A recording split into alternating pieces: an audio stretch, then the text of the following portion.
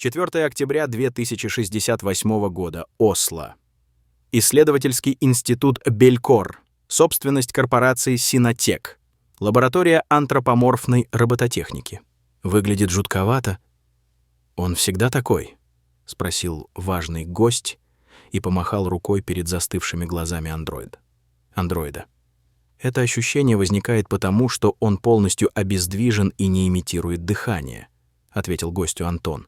Новые стандарты производства не позволяют делать их похожими на людей. Любой гражданин должен понимать, что перед ним машина. Антон бледнее обычного.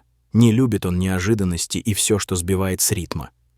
8 долгих лет они с Геадом были предоставлены сами себе в этом тихом и холодном уголке мира. Но теперь неожиданный визит начальства мог разрушить их творческую идиллию. «А мы сможем его активировать?» — не унимался проверяющий эксперт, словно и не замечая их тревоги и недовольства. Интересно было бы с ним поговорить. «Простите, но это будет возможно только завтра», — деликатно ответил Геад. «Его ядро будет пересобираться еще 8 часов минимум. Геад тоже выбит из колеи. Ничто из его отчетов в последние месяцы не могло заинтересовать Синотек. Просто проверка? Раньше такого не было. Нет сил на анализ этого вопроса. Голова уже несколько месяцев не покидала темницу с текущими проблемами их проекта. Шеллоп был готов на 93%. Андроид 8-го поколения уже как год мог обкатываться в качестве детектива в местном полицейском участке. Такая близкая и все еще недостижимая высота взаимодействия искусственного интеллекта с людьми. Думаете, этот эффект помешает его работе? Гость почти целовал их детище, водил руками по его лицу и разглядывал каждую искусственную пору. Как люди будут общаться с ним? Пытаясь унять беспокойство, Геад посмотрел на Антона, совсем не спешившего отвечать на неудобные вопросы. Антон молчал и напоминал машину с неисправным мимическим модулем. Он хмурился, щурился, моргал и кривился. И заливал в себя свой странный азиатский травяной чай, будто бы пытался перебить неприятный привкус или унять боль. Нетипично. Он будет применять различные тактики и располагать к себе, когда нужно. Способен к эмпатии и правильным ответным реакциям. В динамике все воспринимается мягче. Фокус-группы отзываются о нем как о внушающем доверие. Выдавил из себя Антон. «О, я читал ваш отчет. Думаете, он вообще сможет делать это? Раскрывать преступления?» На лице проверяющего эксперта появилась отвратная улыбка, словно капризный и злобный ребенок увидел красивую игрушку и захотел обладать ей во что бы то ни стало. Акула с раскрытой пастью, готовой поглотить годы их труда. Не было в нем ничего человеческого. Геаду хотелось скорее покончить с этой встречей. «Мы в этом уверены», — заверил Геад. «Большую часть его рутинной работы уже давно выполняют нейросети. Он сможет делать все, что потребуется, и даже лучше, чем люди. Но пока он еще не закончен, верно?» Голос гостя становился все более давящим. «Верно», — сухо ответил Геад, но гость его уже не слушал и повернулся к Антону. «Антон, насколько я понял, вы механик-кинесик. Вы закончили свою часть?» Еще одна странная вариация улыбки осветила лицо гостя. «Я скульптор», — недовольно поправил Антон. «И да, моя часть закончена. Я провел над Шеллобом невероятную работу, его движения, язык тела, выражение эмоций и ответные реакции на них идеальны». Геад вздохнул. Антон ненавидел, когда его называли механиком. Проверяющий эксперт не знал, что работы по воссозданию человеческой моторики и мимики заняли больше 40 лет. 4 десятилетия, чтобы научить роботов ходить и говорить как люди, и всего 20, чтобы научить их поддерживать разговор и выполнять простейшие задания. Заставить андроида двигаться плавно и говорить почти как человек, при этом не вызывая дискомфорта у окружающих, было задачей скорее из области искусства. У нас нет сомнений в безопасности и эффективности реализованных решений. Геад попытался отвлечь эксперта на себя. На данный момент Шеллоп-4 отлично усвоил 4-й норматив диалектики и разбирается в понятиях нашего бытия и абстракциях. Способен принимать адекватные и неспорные решения на основании директив общечеловеческой логики. Знает законы машин и весь каталог категорий и объектов, которым располагает Синотек. Машина пользуется статистикой и продвинутым анализом. Служебные обязанности полностью запрограммированы. Весь необходимый функционал реализован. Так что же с ним не так? Противная улыбка не сходила с лица гостя.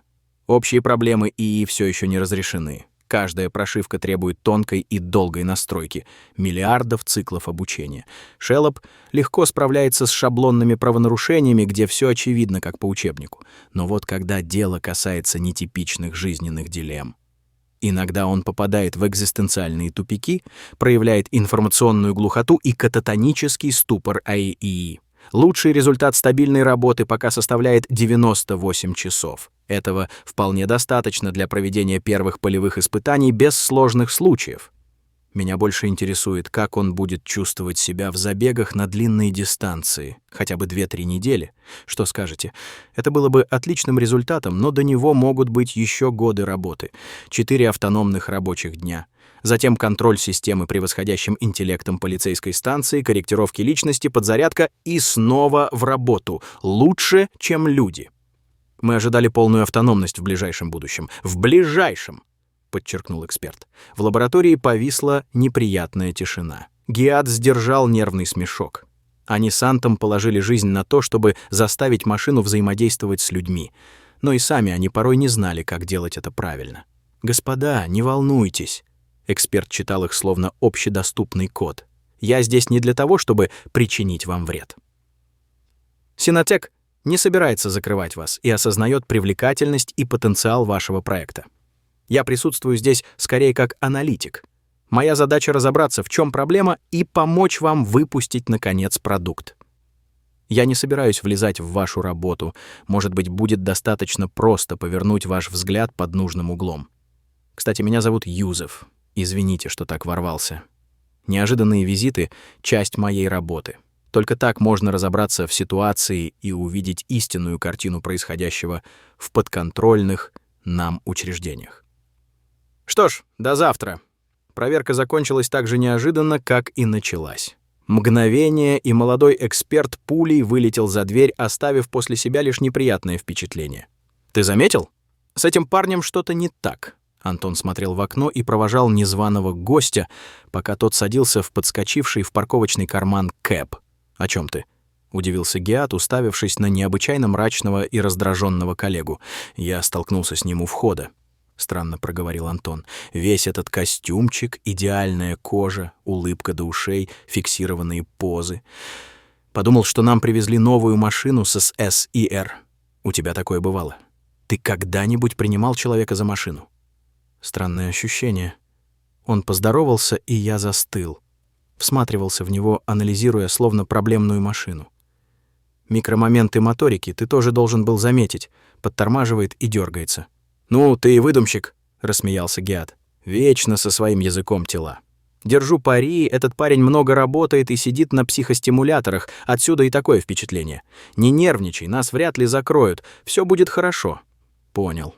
Антон ответил отстраненно, собрался и вышел. Это вообще было характерно для их среды. Пребывать в своих мыслях и не обращать ни на что внимания. «Ну как, профессор, я здесь надолго?» — проворчал Милс, обжигаясь горячим кофе. Единственный детектив в Осло был очень занятым человеком. Или ставил так себя в обществе, стараясь прикрыть свой дурной характер. Вряд ли у Милса на самом деле было много работы.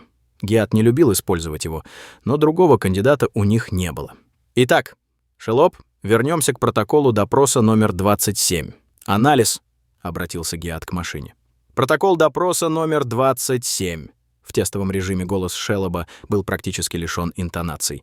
Нильсен Каюм, 16 лет, утверждает, что 20.04.63 распивала спиртные напитки в компании 4 подозреваемых и подверглась групповому насилию.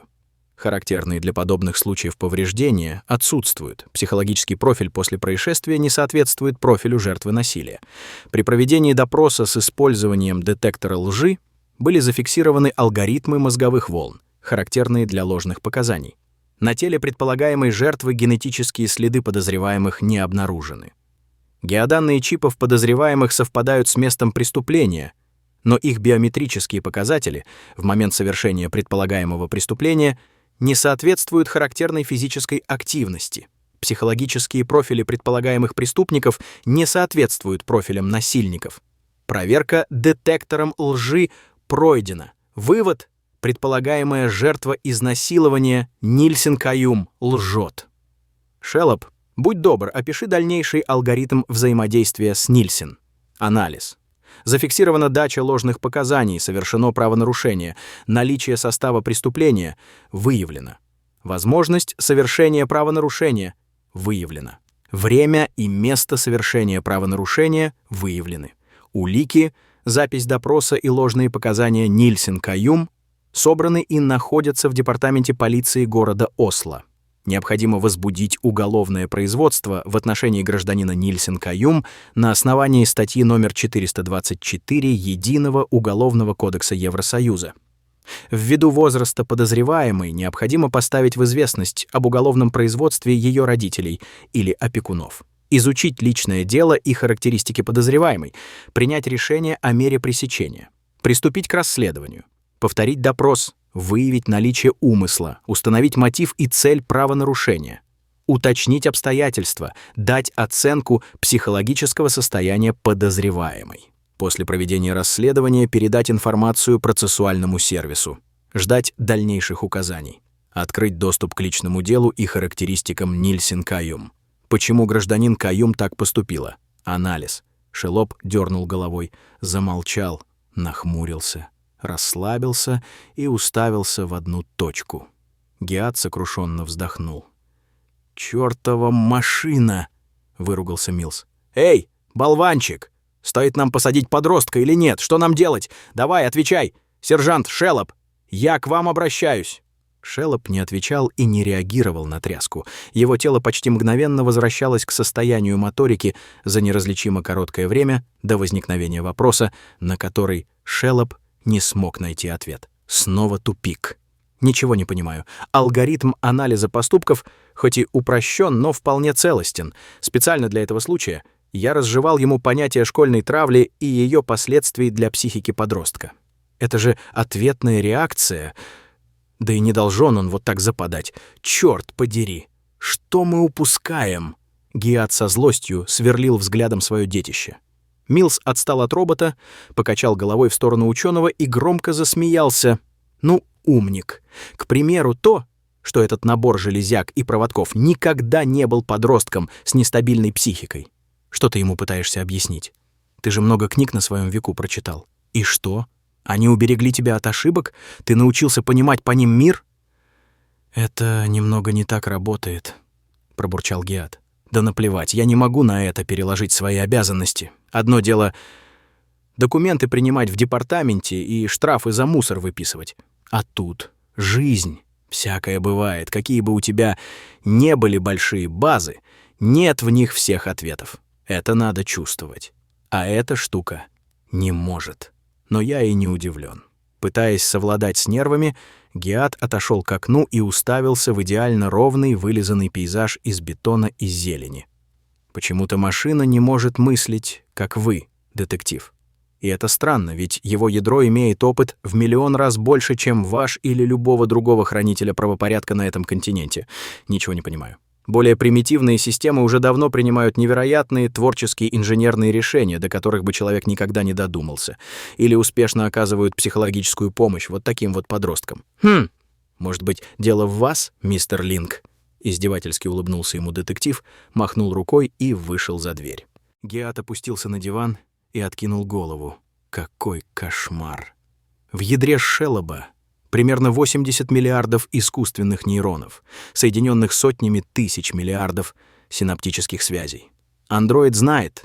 Все, что знают люди, умеет отличать одно от другого. Понимает разницу, умеет рассуждать, даже мыслить творчески умеет в какой-то мере. 2 года назад они уже по 8 часов напролёт обсуждали труды Гёте и Шеллоп. Совсем разобрался, смог вести сложную дискуссию. Понимал хотя бы на уровне логики и цепочки выводов. Но тут-то что не так? Часть нейронных блоков в его ядре или их связи работают неверно. Потоки информации кольцуются или устремляются навстречу друг другу. Конфликт. Мозг Шелоба попадает в эту область и уже не может из нее выбраться, теряется там, словно человек в темном лабиринте. Системы стабильного мышления и алгоритмы выхода Глена Курра не работают. Неясно почему. Цифровая симуляция и пошаговая диагностика показывают, что все нормально и система функционирует исправно. Найти эти баги вручную физически невозможно, на это уйдет тысячи лет. Коннектон его мозга слишком обширен, нужен другой подход. Его размышления прервал Антон, который зачем-то вернулся на работу глубоким вечером.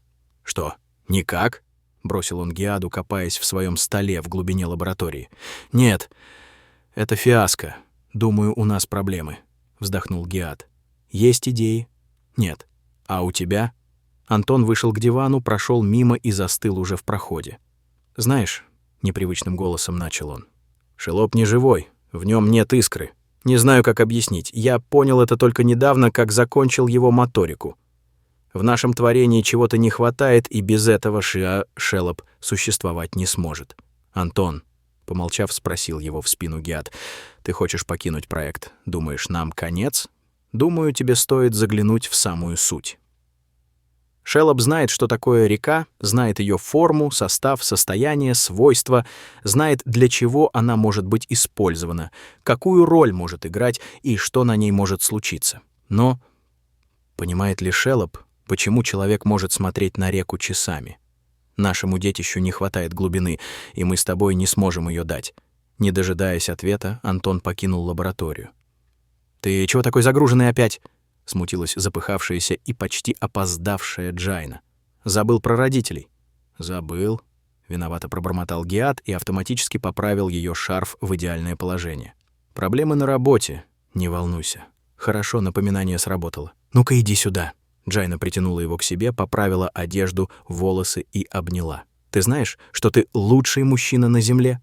«Знаю», — ответил он. Она посмотрела ему куда-то в самую глубину глаз, провела по щеке и крепко сжала руку. «Я выбрала тебя потому, что это истинно так. Я всегда буду рядом и буду поддерживать тебя. Какие бы проблемы ни легли на твои плечи, ты справишься. Я прослежу за этим. Ты мой мужчина. Я люблю тебя». Ее слова теплым, да и ароматным потоком воды сняли все напряжение с его мышц, и он улыбнулся. «И я тебя люблю», — ответила Джайна. Их губы встретились, но она отстранилась и спрятала глаза. «Мои родители. Не ожидай от них много. Они выросли совсем в другое время.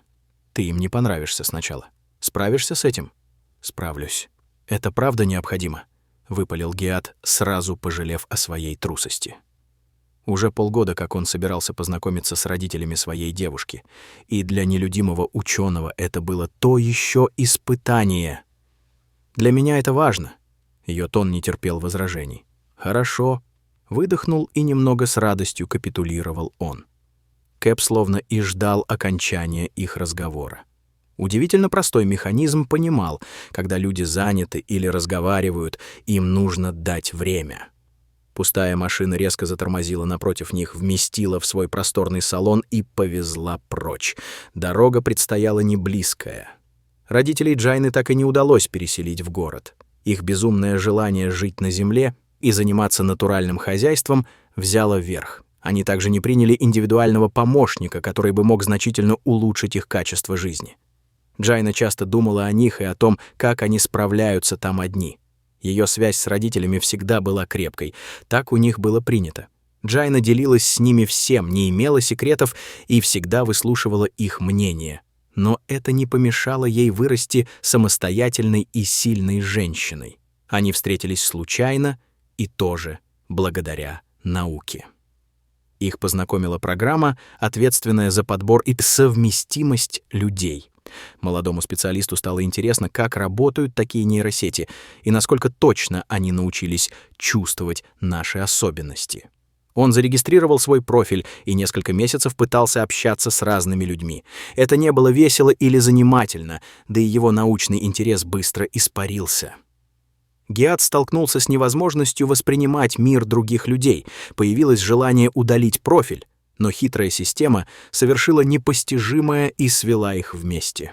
Они слушали разную музыку, читали разные книги, у них не было общих знакомых, их сферы интересов и их неполные на тот момент профайлы не имели никаких точек соприкосновения.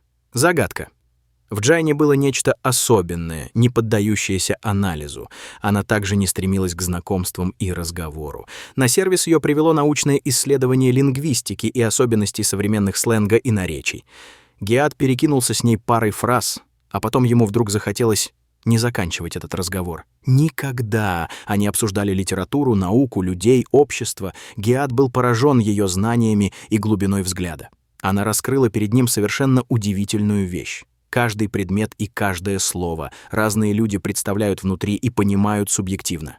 Рисуют у себя внутри совершенно уникальную картинку. Если смотреть под таким углом, становится совершенно непонятно, как люди вообще смогли найти общий язык.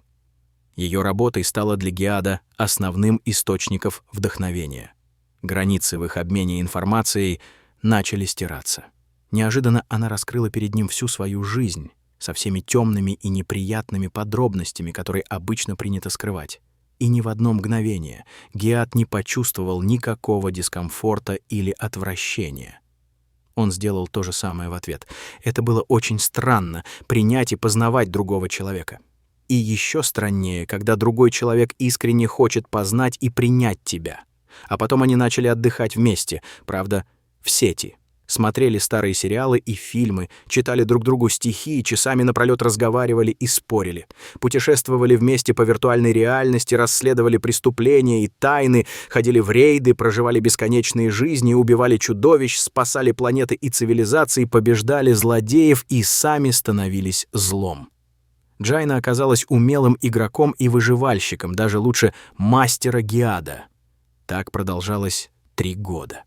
И вдруг 8 месяцев назад система дома показала, что внизу его ждет гостья. Геат опешил, застыл на пороге, но лишь на минуту. Каким-то чудом Джайне удалось поменять место работы и переехать. Она не спрашивала, была полностью уверена в своем решении, ее ничего не напугало и ничто не смогло остановить. А он просто принял все как есть. В его жизнь добавилось нечто вроде искры. Он так и не смог подобрать слова, способные описать этот феномен в полной мере. Бесконечная энергия, с которой он мог творить и двигаться вперед. Он осознал эту концепцию в один коротенький и незаметный миг. Микромомент. Но когда он думал, как рассказать ей это, объяснить, то понимал, это невозможно. Он бы говорил часами напролёт и все равно бы не смог пояснить то, что ощутил. Геат понятия не имел, как сосуществовать с другим человеком. Ему никогда не были интересны отношения, общение, тусовки, секс или его симуляция, только наука и работа. Джайна же была убеждена, что должна выйти замуж и попробовать родить ребенка, но берегла себя для достойного мужчины. Она проявила великое терпение и научила Геада всему, что он должен знать о том, что только может быть между 2 людьми. Никакой опыт не мог сравниться с глубиной, которой ему давала Джайна.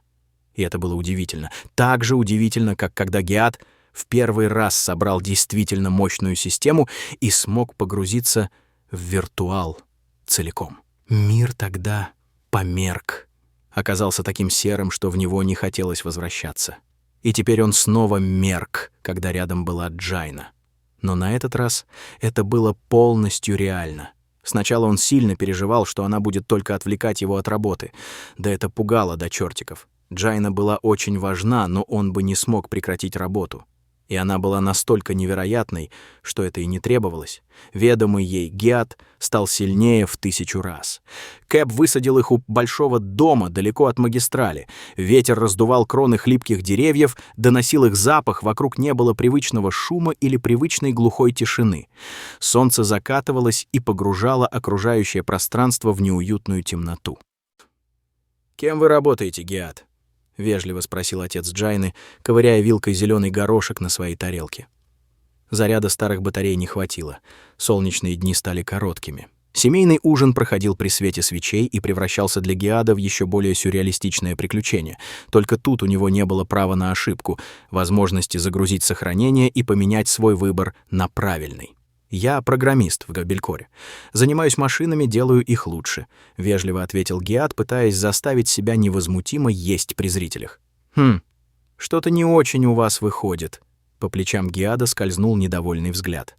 «Ну, пап!» — заумоляла Джайна с противоположного конца стола. «А чего я такого говорю? Вот мы пару месяцев назад пытались решить вопрос об индексации пособия. Как раз у машины, в этом вашем важном пенсионном департаменте. Знаете, как оно с нами разговаривало? Не очень-то уважительно. Мы ездили туда 4 раза и до сих пор... Молчи, Арам. У этого молодого человека хотя бы есть работа. Он востребован», — строго прикрикнула на него супруга. «Простите, Гиад». Арам виновато улыбнулся и опустил глаза. «Свет моих очей права. Вы не виноваты. Это личное. Мой отец и подумать не мог, что машины заберут у нас всю работу. Он научил меня строить дома, и я делал это очень хорошо. Пока правительство не решило иначе. Когда дочка пошла в школу, я стал не нужен. И пособия всем стали выплачивать далеко не сразу. Денег не хватало, еще это война, волнения, теракты, антибиотикорезистивные инфекции, кризисы. Это было не самое простое время, и мне до сих пор обидно. Хорошо, что у вас есть работа в наше время». Джайна говорила: «Вы заняты над каким-то очень хайповым проектом? Что-то, что изменит мир?» «Снова? Да, можно и так сказать. Мы хотим научить машину делать работу полицейских в полной мере». «Думаете, стоит доверять машинам судить нас?» — неодобрительно спросил Арам.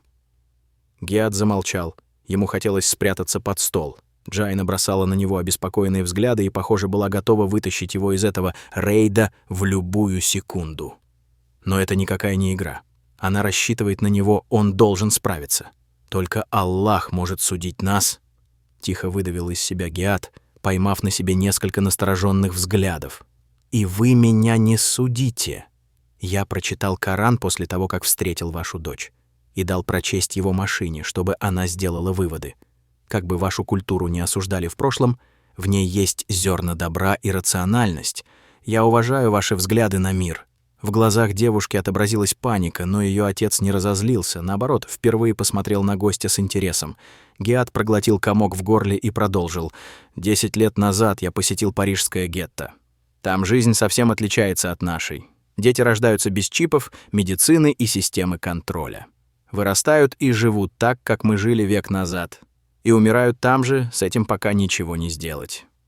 Власти пытаются навести порядок. Ходят по тонкой грани между благом и насилием, но...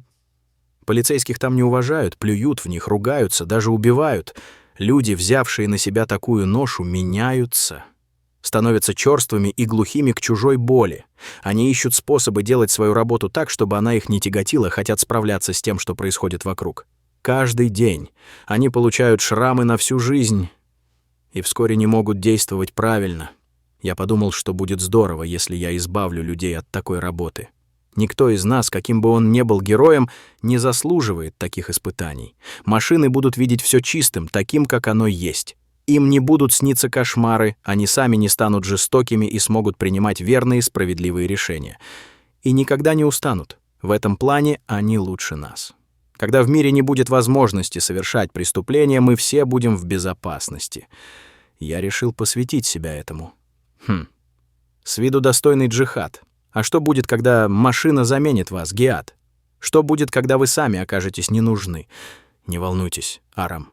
Гиад подавил смешок. Часто мысли необразованных обывателей были совершенно безумными. Этот момент никогда не настанет. Мы уже принимаем законы, ограничивающие развитие таких технологий. Мы не идиоты. Машины сделаны, чтобы помогать нам, а не заменить нас. Какой смысл совершенствовать их до такой степени, чтобы нас в конечном итоге не осталось? Арам замолчал, задумался и замолчал, ковыряя свою еду.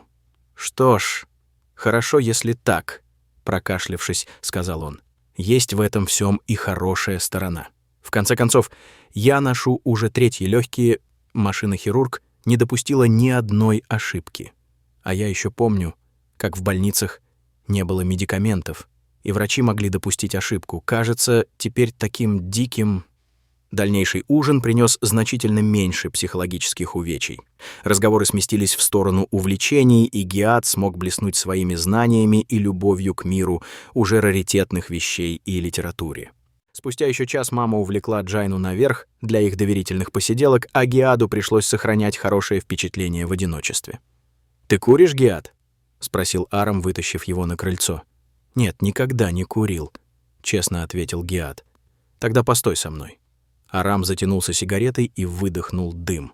«Мой отец не потерпел бы в доме белого. Харам». Так ему говорили. Мы очень долго прожили в своей культуре. Но я не такой. Я вижу, как ты на нее смотришь, и я вижу, что ты настроен серьезно. Знаешь, понемногу я начинаю тебя уважать. Спасибо, Арам. Это для меня важно», — смутился Гиат. «Я очень люблю свою жену и умру за нее. Но Джайна — это центр моей вселенной. Она для меня все, и без нее я померкну. Ты никогда не должен обижать мою дочь, или, клянусь Всевышним, свершится страшное. Да простит он меня за все эти слова. Ты меня услышал, Гиат». Впервые за долгое время Гиат увидел у человека нотки агрессии и подобных чувств, но это не было страшно, скорее интересно. «Я вас услышал». Слова с осторожностью сорвались с его губ, но отец Джайны уже улыбался. «Добро пожаловать в семью», — Арам хлопнул Гиада по плечу. «Не опозорь Джайну и нас. То, что ты сказал про нашу веру и Коран...»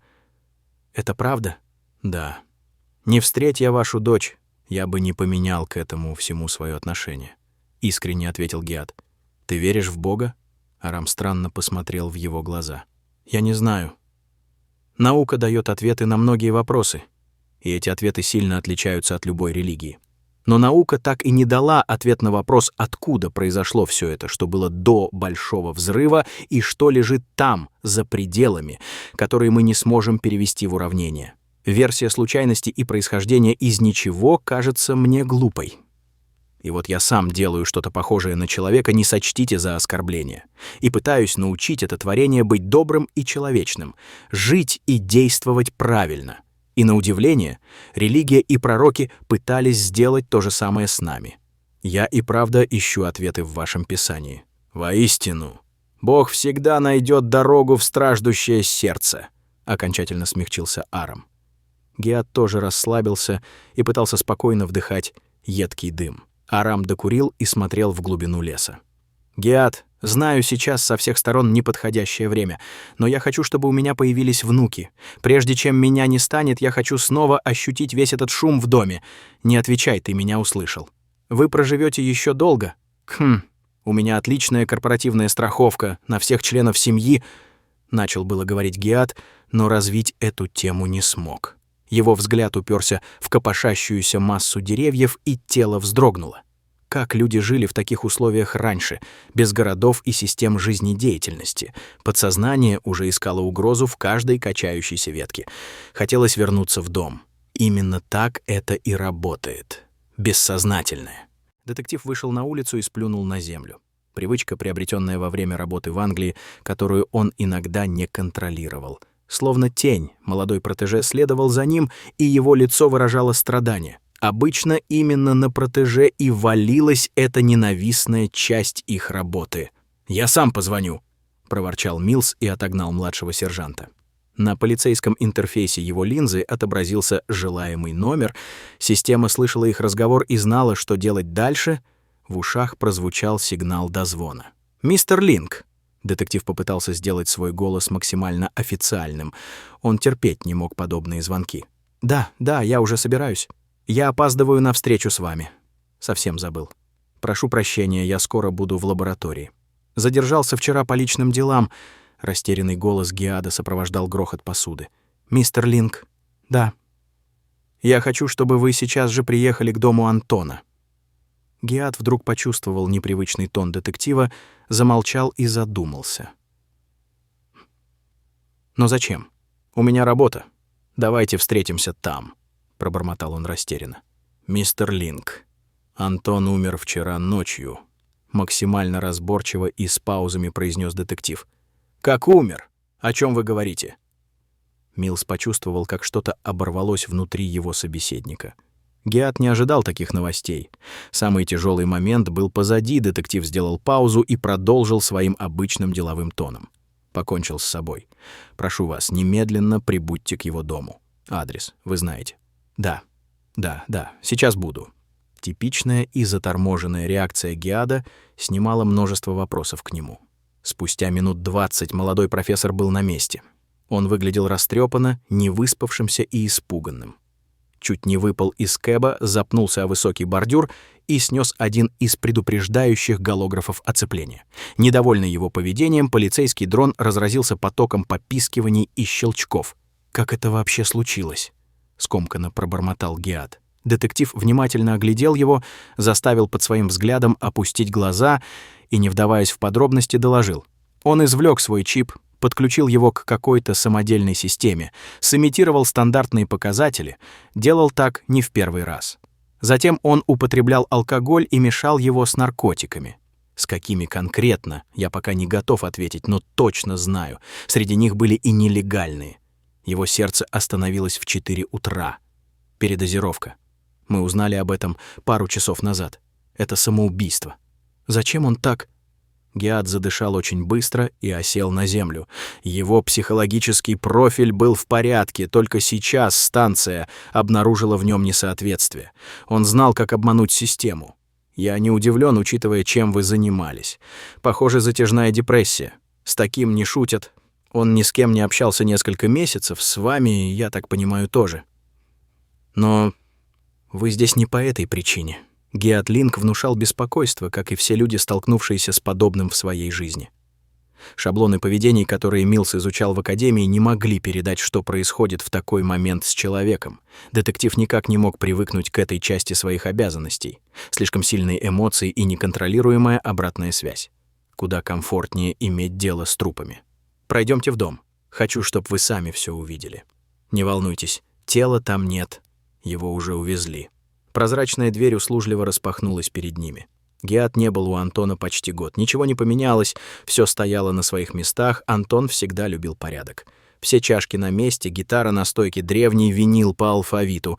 Автоматические уборщики не оставили своих обязанностей. Даже если Антон совсем не пользовался последнее время всеми этими предметами, в доме не было пыли и мусора. «Нам в подвал. Вы как?»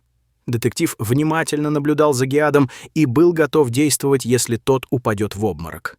«Плохо», — честно ответил Геад. Но еще хуже Геаду стало после того, как они преодолели лестницу. Внизу они были одни, во всяком случае, из живых людей. Геад вздрогнул.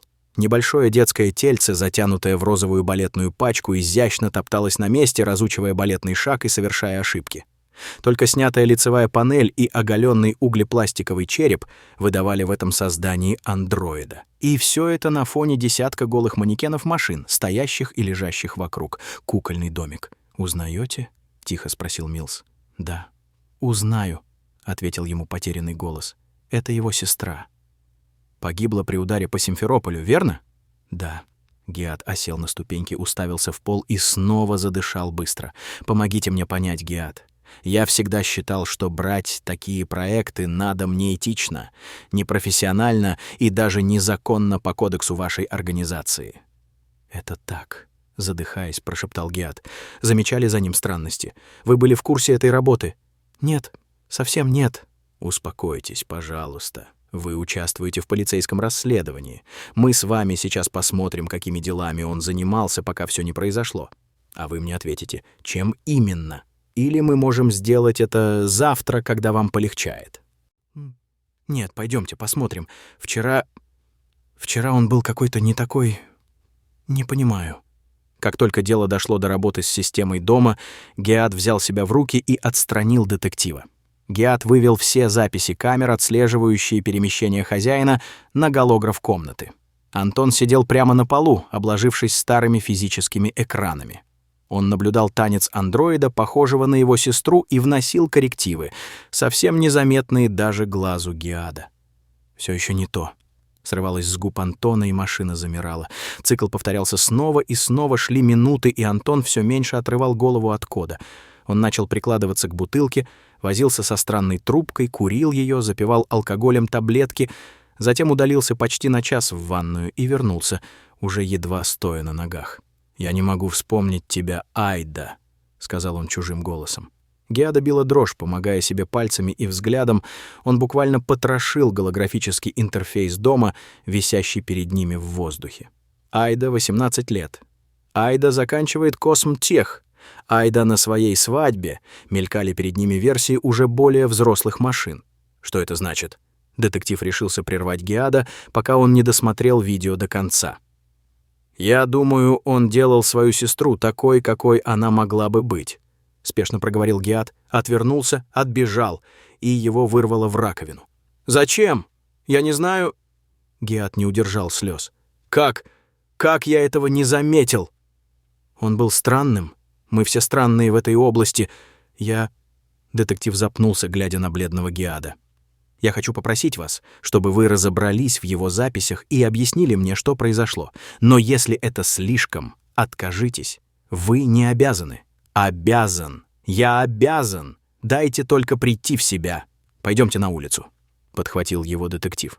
На всякий случай Милс жестом приказал помощнику принести из машины блок-медик и держаться поближе, пока Геад пытается прийти в себя и вырваться из захлестнувшего его водоворота мыслей. «Вы уверены, что ничего не знали об этом?» Детектив попытался отвлечь Геада вопросами. «Да, я уверен. Он никогда не был просто скульптором. По правде говоря, он помогал мне с большей частью работы, всегда интересовался их интеллектом. У него замечательный мозг. Почему он это сделал? Почему не поделился со мной? Тут, наверное, и нет никакой загадки, Геад. Не смог принять смерть сестры. Что-то случилось недавно, и это стало последней каплей. Он не виноват. Если бы он доверился системе безопасности, его бы спасли. Но он не хотел этого, осознанно исключил такую возможность. Вам больно и страшно, но вы должны уважать его выбор. Антон имел право распорядиться своей жизнью именно так. Неважно, что он проигнорировал законную процедуру для подобных случаев. Джайна плакала. Страшно. Никогда еще она не чувствовала такого бессилия и невозможности защитить своего мужчину от этого мира. Ее словно рвало изнутри, она трещала по швам. И Геад, видя эти слезы и взгляд, хотел собраться. Но не мог.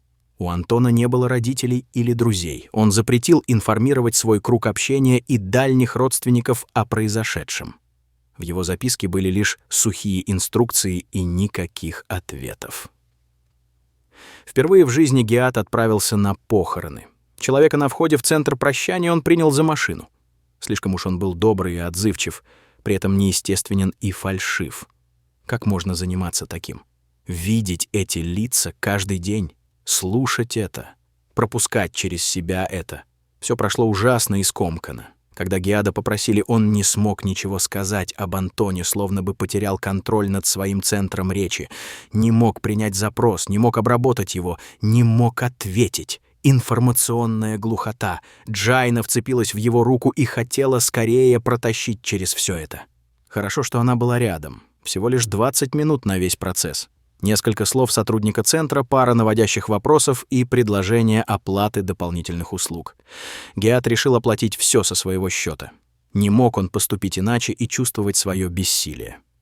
Кроме них с Джайной на церемонию пришли несколько коллег. Коробка с телом Антона скрылась в недрах печи, и все, чем он был, перестало существовать. Геад попросил, чтобы праха не осталось, он бы не смог взять урну в руки. Нужно было организовать поминки. Но Геад не сумел заставить себя прочитать про все эти обряды. Даже обучающее видео посмотреть не смог. Если бы Антон дал ему время подготовиться, он бы мог сотни раз пройти через это в виртуале. Быть готовым, сохранить достоинство, держаться правильно. Джайна сказала ему, что Антон, похоже, не любил гостей, и можно не волноваться на этот счет. Геад должен довести их работу до конца и сделать так, чтобы имя Антона что-то значило, чтобы о нем помнили. Это лучший способ почтить его. Сквозь слезы Геад согласился. Никогда ему еще не было так плохо и тяжело. Любимая не отходила от него весь тот день, но, скрипя сердцем, оставила следующим утром. Ее мужчине нужно было побыть наедине с собой, переварить все это. Как она понимала и чувствовала все эти микромоменты, Геад не знал, принял как есть. Можно было бы раскваситься, закрыться дома, заказать еды на неделю и убежать в виртуал. Но из лабиринта мыслей оставался лишь один путь — работа. Геат смотрел на огромный белый лист бумаги и красный иероглиф, выведенный на нем. До последних событий это была самая странная вещь, которую сделал Антон за все время их знакомства. 2 года назад он вернулся из затянувшегося отпуска в Японии, еще более замкнутым, чем обычно. Он положил холст прямо посреди лаборатории и часами старательно выводил загадочный символ толстой кистью. У него не получалось. Он выбрасывал испорченную бумагу и начинал заново. На это ушла неделя, и получившееся произведение искусства заняло место на одной из стен и со временем стало невидимой частью их рабочего пространства в лаборатории, элементом интерьера. Но не для Антона. Геат теперь вспоминал, что его коллега иногда застывал напротив стены и подолгу всматривался в картину. На вопросы он отвечал туманно и с неохотой. Ками — символ родом из синтоизма, некая частица Бога, божественная искра, существующая в каждом предмете или существе во Вселенной. В поисках вдохновения Антон посещал храмы в Японии, изучал культуру и общался с людьми. Он упоминал как-то, что Япония очень повлияла на него, и что там он пережил нечто, что не мог описать словами. Всего лишь лист бумаги, исписанный чернилами. И странная идея — искать непознаваемое в познанном. В организме и сознании человека нет никакой души, лишь код, который они уже практически раскрыли. Нет никаких секретов. Только бы уложить все это в общую картину, в скромном биокомпьютере, разработанном для нас природой. Антон упоминал Айду всего лишь раз. Геат спросил его, кто на фотографии на одном из рабочих столов. Антон ответил сухо: «Сестра». Антон тогда уже закончил учиться и работал на Синотек. Его родители пережили удар, были слишком далеко от города. Айда была со своей учительницей на соревновании по гимнастике в центре. ПВО в том районе не удалось сбить фрагмент разделяющейся боеголовки. Погибли все в радиусе километра. Это событие в СМИ практически не освещали, он узнал все после звонка родителей. Несмотря на информационную блокаду в Париже, настроения чувствовались, и Геаду хорошо запомнились эти страшные месяцы. Хорошо, что США не рискнула применять действительно мощное оружие у границ Европы. Геат ходил на работу, каждый день звонил родителям и пытался не поддаться общей панике. Антон никогда не говорил с ним на эту тему. Не упоминал арктический кризис, Россию или Америку, их отношения, новую, холодную и Третью мировую, словно бы этих 15 лет противостояния и не было. Как теперь вспоминалось, он резко выходил из аудиторий или кафетерия, как только кто-то начинал вести дискуссию на эту тему. Страшно вот так вот потерять близкого человека, не иметь возможность видеть его и говорить с ним, оставить уравнение без решения. Родители Геада ушли добровольно. Не было никакой трагедии, все дела улажены, целый год праздника, теплое прощание. Тоже повлияло. Все равно химия его мозга должна была быть в порядке. Он не питался уличной едой и получал все нужные элементы и добавки для стабильной психики. Такое состояние не могло появиться спонтанно, оно долго развивалось. Его первые заметки отдавали энтузиазмом, неумолимой тягой к работе, были простыми и понятными. Но чем дальше смотрел Геат, тем становилось мрачнее. Его работа и жизнь были одним целым, накладывались друг на друга. Геат пытался пропустить через себя бесконечный поток его записей и понять. Все началось с их первого тупика, 5 лет назад. Их дебютную машину можно было применять только для разгона демонстраций, как они шутили тогда. Настолько она была жуткой и нелепой. Проблемы с логикой, опасная нестабильность, игнорирование директив, неестественные позы и мимика, ошибки в разговорах. В один из дней машина неожиданно провалила и базовый тест. Не смогла отличить живого человека от голограммы. Тогда они бросили работу над проектом на 3 месяца и думали, что ничего не выйдет. И тогда же в записях начали проявляться странности и фразы про Айду. Простой и понятный язык дневников менялся, становился тяжелее, объемнее, наполнялся философскими размышлениями, воспоминаниями и криповатыми зарисовками. Но Геат не замечал изменений, тогда он и сам был в депрессии. В одно хмурое и холодное утро они снова собрались. Выбросили весь доступный код, взятый от других машин, результаты глубинного обучения за 3 года и начали все заново, с нуля. Параллельно с Шеллобом 2 Антон начал собирать Айду. Может быть, прежде чем сделать андроида, он хотел сначала сотворить нечто похожее на живого человека, которого он знал, чтобы получилось хорошо, или таким образом решить внутренний конфликт, отпустить ситуацию, которая мешала работать. Но все зашло совсем не в ту сторону. «Айзек, получи доступ и активируй машину, которая находится на столе».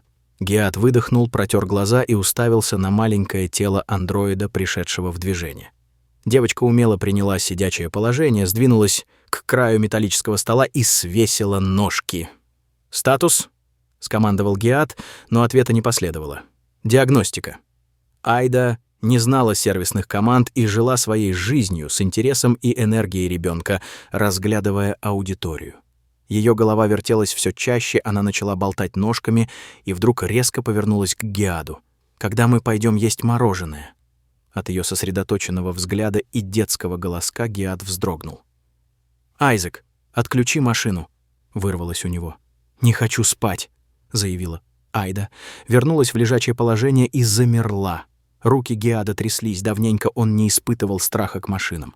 Когда Антону удалось добиться такой реалистичности языка тела и речи, это неправильно. Джайна сказала, что обязательно нужно проститься, а потом отпустить. «Соболезную по поводу вашего друга». Голос аналитика немного поменялся, но все равно не выражал никаких натуральных эмоций. «Благодарю», — скупо ответил Гиат, не обращая на него внимания. Ключ допуска высшего порядка давал господину Юзефу право в любой момент посещать собственность Синотек. Аналитик не трогал его почти неделю, чтобы было весьма умным решением, но все же он явился закончить то, что начал. «Вы все делаете правильно», — почти тепло произнес Юзеф. «Погрузитесь в работу, и во мне сейчас совсем не корпоративная крыса говорит. Я точно знаю, что вы чувствуете. Не всем дано увидеть результат наших усилий. Но мы не должны останавливаться. Готовы показать мне, что есть? Да, можете поговорить с ним. Но я не буду присутствовать, с вашего позволения. Настроение не то, не могу смотреть на эти бесконечные попытки. Пойду за кофе, потом отвечу на ваши вопросы». «Конечно, Гиат, идите», — потирая руки, улыбнулся Юзеф. Внизу Гиада уже ждала чашка кофе без заменителя сахара и чуть теплого. Айзек, превосходящий искусственный интеллект университета, прекрасно слышал весь их разговор и точно знал нужный рецепт напитка. Так они и не выпросили кулинарный принтер и машину для напитков в лабораторию. Зато Линза не ругала Гиада за невыполнение дневной нормы в 10 тысяч шагов. Юзеф вел себя иначе сегодня. Движения и мимика стали более плавными и расслабленными, он словно перестал чувствовать какой-то внутренний дискомфорт. Видимо, в первую встречу начальство держало его за горло из-за какого-то важного вопроса. А теперь нет. Все равно странноватый человек, не мудрено, что Антон принял его за машину. Словно и не переживания, и работа его терзают, а идет процесс отладки. «Ну, как вам?» Вернувшись нервно, спросил Гиат. Аналитик сидел возле андроида, уставившись в одну точку, и внимательно его разглядывал. «Удивительно. Я еще не видел таких машин», — пробормотал он. Он застрял на вопросе о том, кем видит себя в будущем. Это даже смешно, потому что большая часть молодых людей этого поколения тоже впадают в ступор от таких вопросов, как и полвека назад. Юзеф выпрямился, подошел к Гиаду непривычно близко и с долей восхищения продолжил. «Гиад, я очень уважаю проделанную вами работу. Я дам вам еще месяц, потом посмотрю результат. Если он меня не устроит, я значительно расширю команду. Но не волнуйтесь, их имена не попадут в титры. Но это крайняя мера. Я думаю, вы справитесь. Вы невероятны». После этих слов что-то внутри Гиада оборвалось. Шеллоб был работой его жизни, предметом любви и ненависти, важной частью пазла. И в то же время этот проект стал ему настолько отвратителен, что он был готов вычеркнуть его из своей жизни. Мысли замерли где-то между двумя этими картинами и совсем не двигались. Ступор. «А как вы думаете, Гиад, человек бы смог существовать в таком теле?» Голос аналитика вытянул его на поверхность. «О чем вы? Ну, если, например, поместить сознание человека в машину, человек сможет так жить? Или сойдет с ума?» «Задумался Гиат. «Даже не знаю. Теоретически это возможно. Можно сделать внутри машины интерфейс, полностью имитирующий физиологические процессы и химию внутри организма и конкретно мозга. Но даже тогда это будет уже не человек. Это очень сложно просчитать. О таком пока говорить рано, мы используем карты сознания и сетан-анализ, но это лишь частички сущности человека, его утрированный образ мышления, опыт, понятие своего рода — это карта с указанными на нее путями. Блок-схема. Но никак не личность. Может быть, через лет 50 или 100 это будет возможно, с другими технологиями построения нейронного ядра. Но зачем? Вы, ученые, часто задаете такие детские вопросы. Бессмертие. Подумайте сами. Вы великий человек, толкающий наш вид от вымирания к процветанию. Вы всю жизнь потратили на одного андроида, который через 5 лет устареет, и его будут совершенствовать уже другие люди. Такой маленький вклад. Но что, если у вас была бы 1000 лет, 2000 лет, опыт и знания 1000 лет? Что бы вы тогда сделали с этим миром? Я не знаю. Никогда не задумывался об этом. Удивился себе Геат. В удивительное время мы живем. Мы все еще смертны, но уже стали забывать об этом. При вашей страховке, Геат, вы проживете еще лет 80, если ничего не случится. Вы не доживете даже до встречи с другим видом. Не узнаете, был ли Бог. Не узнаете, есть ли у нашей Вселенной край и есть ли другие Вселенные. Неужели вам не интересно? Я не знаю. Ничего, мой друг, лет через 40 вам станет очень интересно. Когда вы поймете, что все, что есть вокруг вас, заканчивается. И как это ни удивительно, ваша судьба в ваших же руках. В вас есть искра для того, чтобы этот мир менялся, а большем и просить не надо. Ладно, мне пора на поезд. До встречи. Юзеф снова пулей вылетел в дверь, оставив Геада в странном и потерянном состоянии. Искра. Айзек, отключи разговорный словарь и отвечай на вопросы. Спустя минут 20 Геат решил заполнить голову чем-то еще. «Выполнено», — ответил глубокий голос. Айзек, дай определение понятию «школьная травля». Анализ. Школьная травля, буллинг, негативное воздействие на члена коллектива школы другими членами коллектива, психологическое давление, агрессия, физическое воздействие. Причина возникновения данного явления? Анализ. Системный сбой в работе коллектива возникает на фоне ошибочной методики самоорганизации и обучения. Индивидуумы находятся в поиске своего места в иерархии коллектива. На данный процесс влияют фрагменты человеческого кода, называемые сложными автоматическими вторичными инстинктами, ведущими свое начало из директивы самосохранения. Подсознательный аспект поведения принуждает индивидуумов применять агрессию в отношении более уязвимых членов коллектива с целью детерминировать их на менее значимое место в иерархии, занять более выгодную позицию для выживания. Данный процесс плохо поддается управлению. Внести поправки в исходный код не представляется возможным. В случае наблюдения данного явления требуется коррекция коллектива или его отдельных членов. Как данное явление может повлиять на объект-жертву? У объекта школьной травли могут наблюдаться негативные физиологические и психологические реакции. Конкретизировать? Нет. Отключить выводы на основе статистического анализа. Вопрос. Может ли объект школьной травли совершать преступления на фоне нарушений психики? Анализ. При данных условиях возникновение внутреннего конфликта и поиск его решения таким способом вероятен. Этический вопрос. Виноват ли объект травли в совершении незаконных действий или проявлении агрессии в случае, если у него наблюдаются психологические травмы, приобретенные в ходе травли? Анализ. Да. Неожиданно ИИ не дал привычный развернутый ответ. Почему? Айзек. Индивидуум должен соблюдать директивы. Айзек с трудом подбирал слова. Для обеспечения безопасности жизнедеятельности каждого члена коллектива. Жизнь каждого индивидуума уникальна и не может быть повторена. Требуется защита от опасных индивидуумов. «Все с тобой понятно, Айзек», — махнул на него рукой Геат. «Скажи мне, в нашей сети доступны другие ИИ, кроме тебя? С кем бы мне еще поговорить? Найдено 68 ИИ. Абель, кафедра систем медицинской диагностики. АБ. Кафедра оптических систем спутников. Айда. Данные отсутствуют. Бернал. Кафедра. Стоп, что? Айда. Гиат замер. Айда. Данные отсутствуют, спокойно повторил Айзек. Кто разработчик? Данные отсутствуют. Перечисли ИИ в порядке их добавления на сервер по дате, по убыванию. Айда. Айда-версия от 12.30.2067. Айда-детство. Я суммарные данные сетан-анализа за весь период. Более я. Стоп. Кто установил данные ИИ? Ковешников Антон, права администратора от 04.01.2065. Айзек. Загрузи самый последний ИИ в свою память и запусти в безопасном режиме. Выполнено. ИИ? Там кто-нибудь есть? Нервно спросил Гиат. Ответом была тишина. Более я. Ноги сами вынесли его из лаборатории и потащили прочь.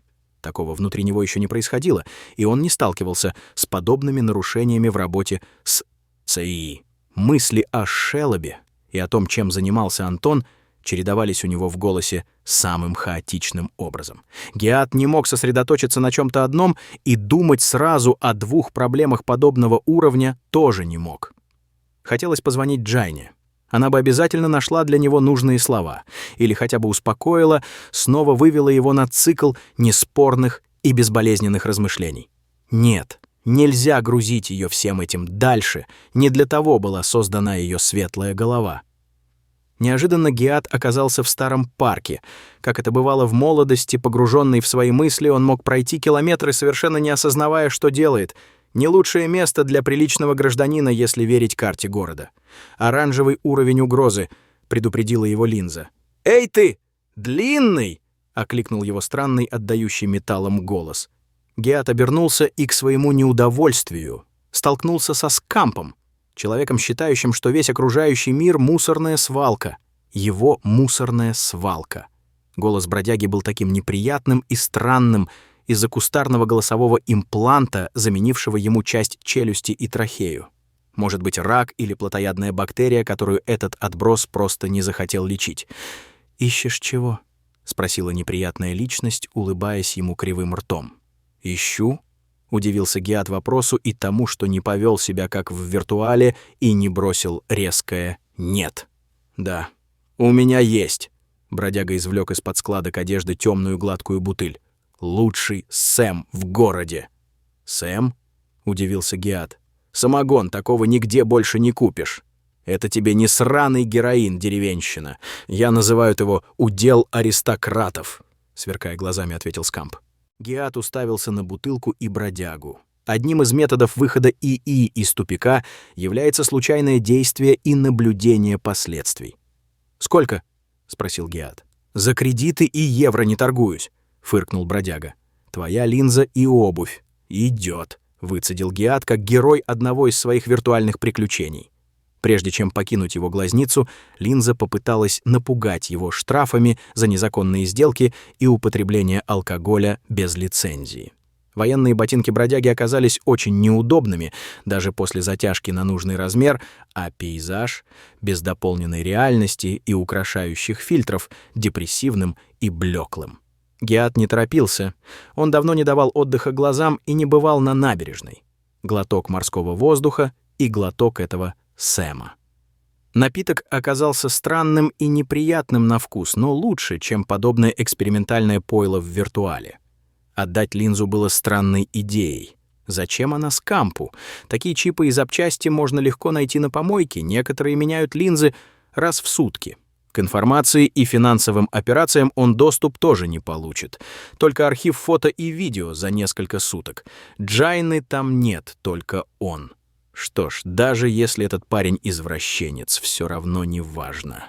Что-то было в этом холодном и присыпанном снегом тихом морском берегу. Механическое движение волн, их сложные преломления давали странный ритмичный, но какой-то успокаивающий звук. Хотелось остаться здесь, слушать и дышать. Спустя минут 15 на Гиада свалились первые бафы. Помутнение сознания и нарушение моторики были куда более серьезными и долгими, чем в самом хардкорном и незаконном моде героя пустошей. Пошатываясь, Гиат устремился назад. Алкоголь никаких положительных эффектов для человека не давал, только огромный список отрицательных. Но люди почему-то не отказываются от него, видят что-то. И всем понятно, что. Но для этого нет никакого слова или описания. Общий романтизм алкоголиков? До работы он добирался еще часа 2, не удержался от еще пары глотков по пути. Только бы Джайна его не потеряла, пока он не дойдет до лаборатории и не возьмет запасную линзу.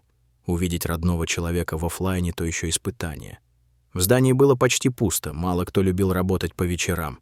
Ненавистный Шеллоп так и сидел, как истукан, на своем месте и всем своим видом издевался над Гиадом, проклятый голем.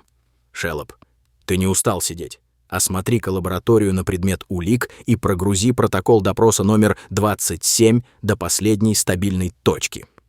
Шеллоп пришел в движение, плавно поднялся и пошел по лаборатории, в 1000-й раз проговаривая «сложное дело и свои выводы».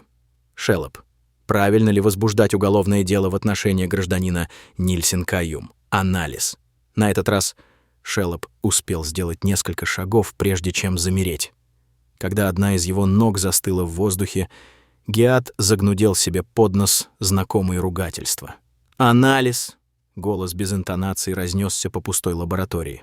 Блок нейронной сети, ответственный за возникновение экзистенциального тупика, может быть найден на основе совмещения когитального и моторного теста. Язык тела в последний микромомент перед тупиком соответствует блокам моторики и мешам с номерами «Антон?» — прошептал Гиад. «Антон Ковешников», — ответил голос без интонаций. «Скульптор роботизированных структур и организмов. Задача?» «Задача?» — пытаясь справиться со страхом, спросил Гиад. Зловещая тишина была ему ответом. Свет в лаборатории вдруг ослаб и погас. «Внимание!» — тревожным голосом оповестила инженерная система института. «Зафиксирован опасный разогрев основного ядра ИИ, предельная мощность. Немедленно прекратите текущие вычисления. В случае срабатывания защитных систем или повреждения собственности Синотек вы будете привлечены к ответственности». «Сейчас», — пробормотал Гиад, вытирая пот со лба. «Антон, чай или кофе?» «Чай», — спустя секунд 10 ответил голос без эмоций. «Айзек, остановить выполнение текущей программы. Анализ. Что это было?» Искусственный интеллект не ответил. Словно блуждая по лабиринту, Гиад начал мерить шагами лабораторию, пока не уперся в одну из стен. Красные линии смотрели на него с шероховато-белой поверхности холста. Словно пытались что-то рассказать ему. Голос внутри него замолчал, поток мыслей прервался, а взгляд его скользил по фактуре бумаги и изгибам символа. Так прошло несколько часов, и, наконец, он понял. «Давно вы меня не вызывали. Есть успехи?» Милс, казалось, был рад снова видеть Гиада и узнать, что он в порядке. Похоже на то. «Пообщайтесь с Шеллопом, сами мне скажите». «Сейчас все подготовлю», — ответил ему Гиад, копаясь в коде. «Гиад, вы уже слышали про саммит корпораций?» Детектив был весел и нетипично склонен к разговорам. «Нет, мне это не интересно», — старался сосредоточиться Гиад. «А зря. Ваш проверяющий оказался Заком Метцером. Что, простите?» — удивился Гиад и уставился на инспектора. «Зак Метцер, основатель и глава Синотек. Я вам кину запись, пока вы копаетесь. Стыдно быть не в курсе таких событий». В уголке глаза Гиада появилась полупрозрачная фигурка. Аналитик Юзеф стоял на трибуне, его окружал свет прожекторов, и перед ним сидели тысячи строго и богато одетых людей. Теперь Гиад заметил. Этот человек и правда вел себя неестественно, но говорил с вдохновением и небывалой энергией, искрой, которую внутри себя чувствовал и Гиад. «Я человек, и мои слова ничего не значат. Я лишь сотрясаю воздух. Я проделал такой же путь, как и вы. Заработал свое состояние и деньги. Я и моя семья не будут ни в чем нуждаться еще века. Вы знаете меня. Я Зак Метцер, и мне 98 лет. Бессменный глава Синотека, Ауруса и держатель 40% Сиака. Я не умер. Я жив и полон сил. Избранные уже в курсе всех этих невероятных чудес медицины. И многие из вас их уже пробуют. Да, я получил свой второй шанс, и теперь неясно, сколько я проживу. У меня снова есть время и энергия, но я несчастлив. После меня ничего не останется. Моя глупая семья хотела разорвать мою империю еще когда я не умирал. Словно меня и не было, и я не прилагал всех этих чудовищных усилий, не проходил этот ужасный и полный лишений путь. А что останется после вас? В какой мир вы привели своих детей? В какой мир ваши дети приведут своих потомков? Рассекая волны на своих дорогих яхтах и закидывая свои новые печени кокаином. Вы не думали об этом? Из зала посыпались недовольные комментарии, на которые оратор не обратил никакого внимания. «Я расскажу вам. Я видел все собственными глазами. Те люди, за счет которых вы имеете то, что имеете, не имеют ничего. Мы строим на Марсе колонию, но люди по-прежнему умирают от жажды и голода в шаге от вас. Не все могут позволить себе дорогие лекарства и выжить на пособие из-за безработицы, которую вы же и создали. И проблемы не только у людей. Вы и не знали, что мы уже убили половину братьев наших меньших. В реках и океанах почти не осталось рыбы. Нет чистой воды, воздух, которым мы дышим, становится все хуже, и никакие наши усилия уже не смогут это поменять. А я помню время, когда мир был совсем другим, когда он был большим, и в нем было много всего. Я тогда не думал, что у него нет края. Это время прошло. Настанет день, когда не останется ничего. И те из вас, кто побогаче, доживут до этого момента и увидят все своими глазами, как сейчас вижу я. Для вас там также не будет места. Через 1000 лет не останется никаких видимых следов того, что вы пытались построить. Никто не вспомнит о вас. Ничего не останется. За спиной Зака поползли страшные кадры экологических и техногенных катастроф последнего столетия. Часть слушателей демонстративно встала и вышла из зала. Я всего лишь человек, и я сотрясаю воздух. Но я здесь, чтобы начать новую эру. Никто, кроме меня, не хочет или не может этого сделать. Вы купили правительство, подмяли его под себя и делаете, что вы хотите, как вам кажется.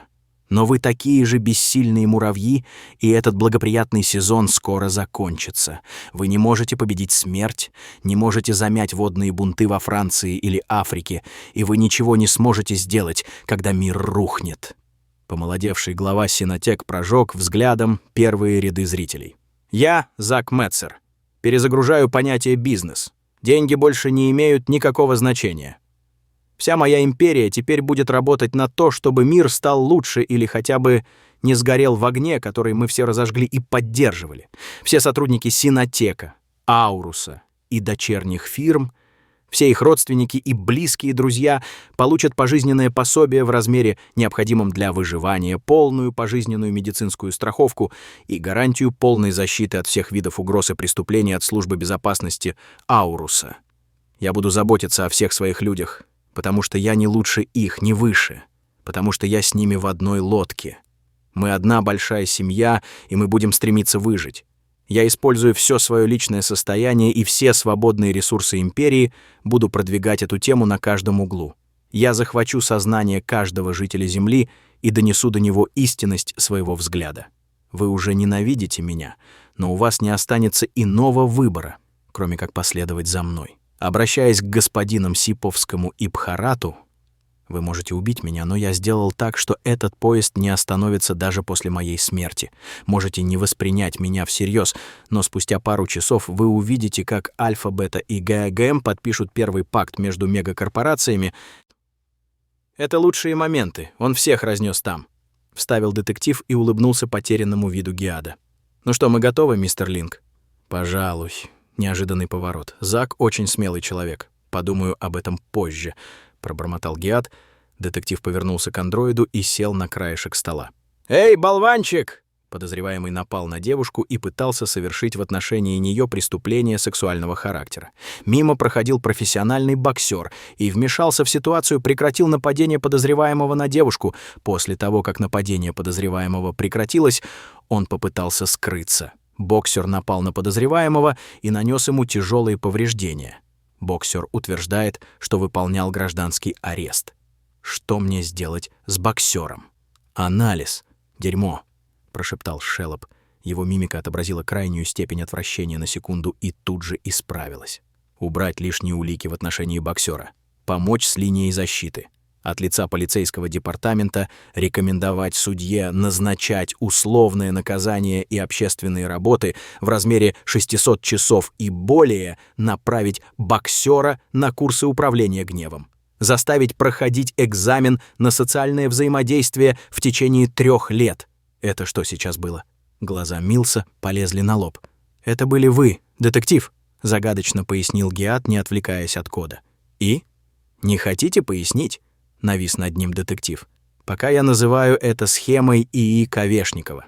Когда мы создавали первые карты сознания и интеллект на их основе, мы многое выбросили как мусор. Упростили понятия и связи между ними, усреднили их на основе информации многих людей. Но так не получится. Антон невероятным образом смог почувствовать эту потерю даже на уровне движений человека. Улыбка, которой должен улыбаться Шеллоп в определенных ситуациях, это совсем не та улыбка, которой я улыбаюсь Джайне. Антон потратил годы, чтобы найти эту неуловимую разницу, почувствовать ее и вдохнуть эту искру в свой тайный проект в Айду. Он хотел сделать ее снова живой, но не смог. Он убил себя потому, что как скульптор он был ничтожен перед жизнью или даже Богом, если мы и правда его творение. Если бы он мог правильно увидеть то, что сделал... Гиат замолчал, стиснул руки и проглотил комок в горле. Детектив смотрел на него скептично, но удивленно. Антон переработал алгоритм создания карты сознания. В него записывается максимум информации о том, кто мы есть и как чувствуем. Каждый наш вздох облегчения, каждый наш страшный сон, маленькие моменты счастья и нестерпимая боль потерь. Миллиарды новых связей между понятиями, совершенно несовместимыми с точки зрения машины. Почему коты лучше собак? Почему дождь может быть приятным и почему грустным?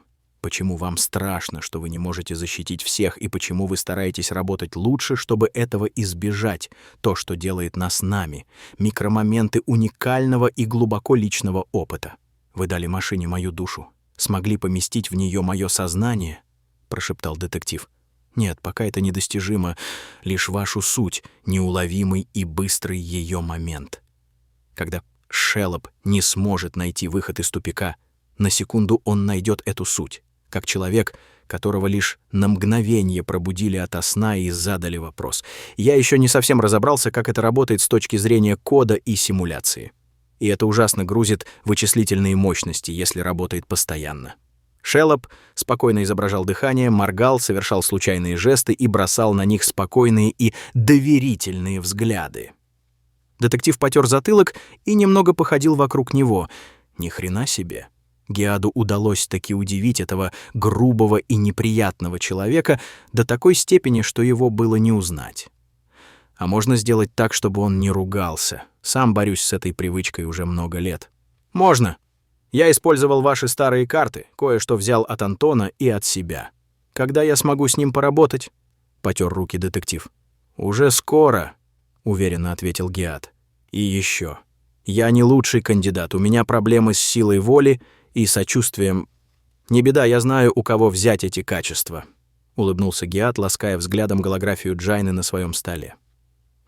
Вам нужно найти человека лучше. Постарайтесь. А пока, надеюсь, Шеллоп научится давить моих тараканов, с которыми я живу каждый день.